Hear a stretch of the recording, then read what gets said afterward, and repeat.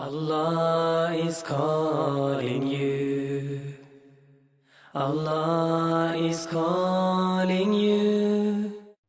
So the 2013 charts of Google's most popular searches in Australia are just in, with the top Google search at number 1 being "What is twerking?", shortly followed by "Who is God?".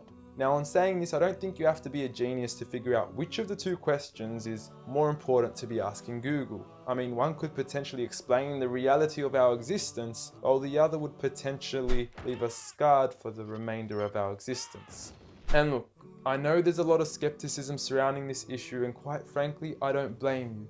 I mean, the meaning of God has been thrown around so often we forgot what it means. From some Zeus-like man in the sky with a big beard, to Thor, to a half-animal, half-human creature, to Kanye West shamelessly producing a track titled "I Am God" on his album Yeezus, to Eminem then self-proclaiming himself as the rap god, a new brand of clothing titled "I Am God", and who could forget Justin Bieber and his Believers. You affectionately refer to your fans as beaners.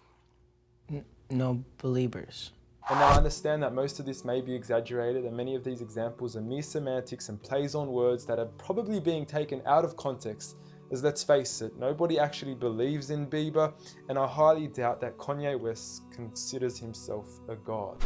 When someone comes up and says something like, "I am a god," everybody says, "Who does he think he is?" I just told you who I thought I was, a god. And now Kanye West smashes his head into a street sign really, really hard. Oh! Kanye! Oh, Kanye. Kanye, you okay? Sounds like Kay's got a new hit. A god.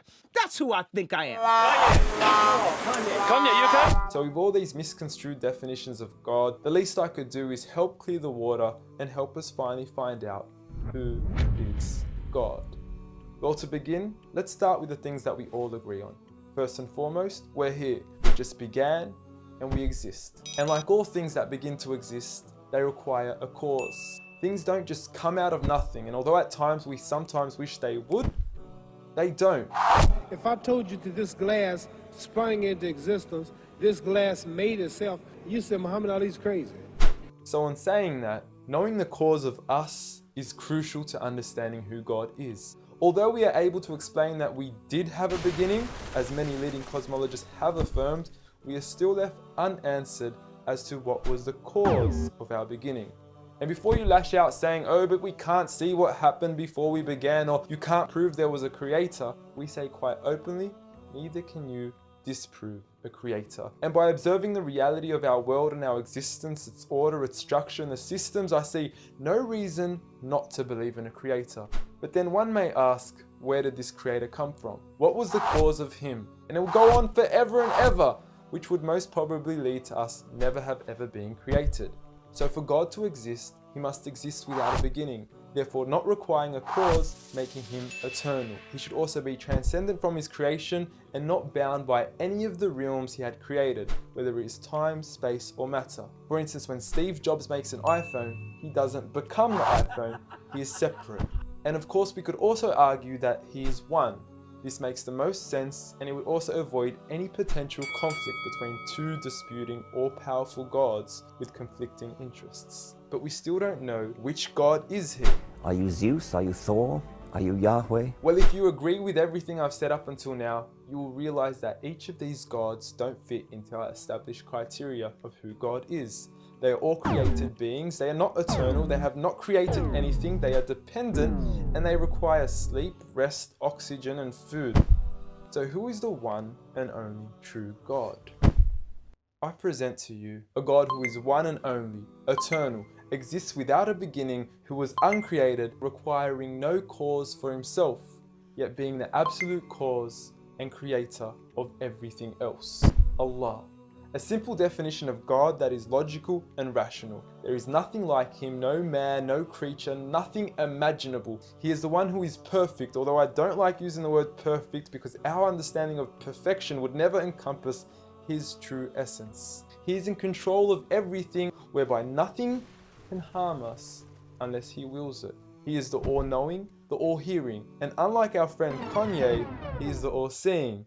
Many of us would then argue that although these verses do provide a logical and sound concept of God, how do we know that these words are indeed the words of God? Well, first and foremost, the Quran isn't just any book. It was revealed over 1400 years ago as direct revelation from God to the final prophet Muhammad, peace be upon him, and was sent as the most eloquent piece of literature to before mankind.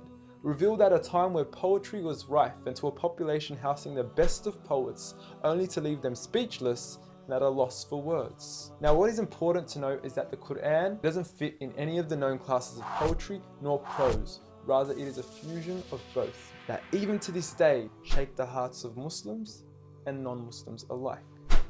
It's almost trance-like. I mean, you can hear it's very euphonic. I mean, there's a lot of internal rhyme and end rhyme, and the rhythm is not predictable, and it's beautiful. Even to this day, the Quran remains incomparable and stuns humanity with its accurate references to science and history, from accurate descriptions of the human embryo to historically accurate references to the different rulers in the different Egyptian dynasties. And no matter how many times people will try to discredit the Quran on its authenticity, it remains standing. Will you please, at the very next science lesson, get some salt water, get some fresh water, and mix them and see what happens?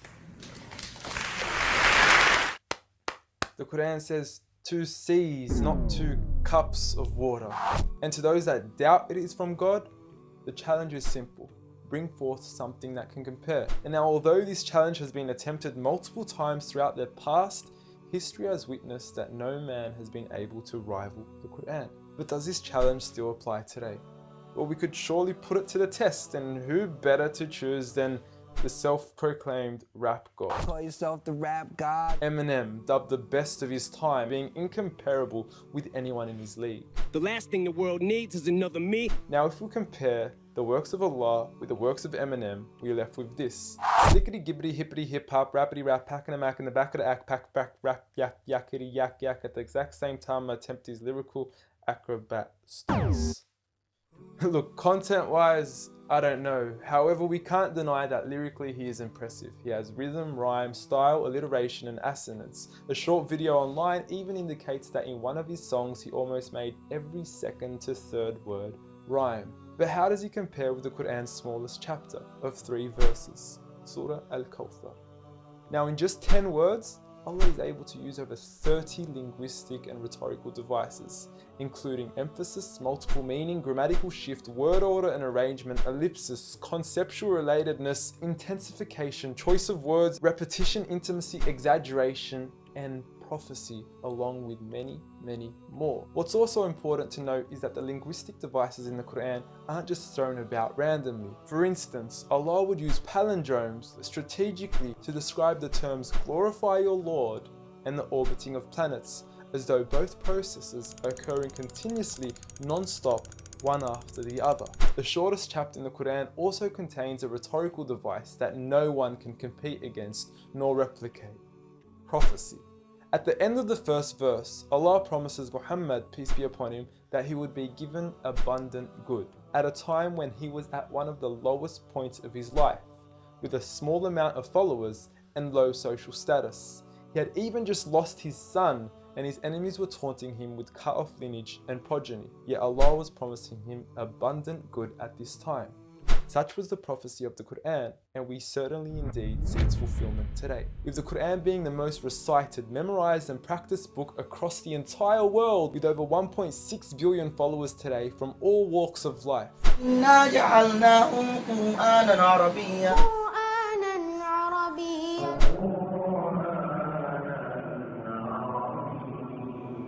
Now, I know many of you are probably thinking, okay, cool story bro, but what's the purpose of the Quran? Well, the importance is that it gives meaning to life, from our overall purpose of existence to why we're here and what happens once we die. God teaches us that each and every single one of us is being tested.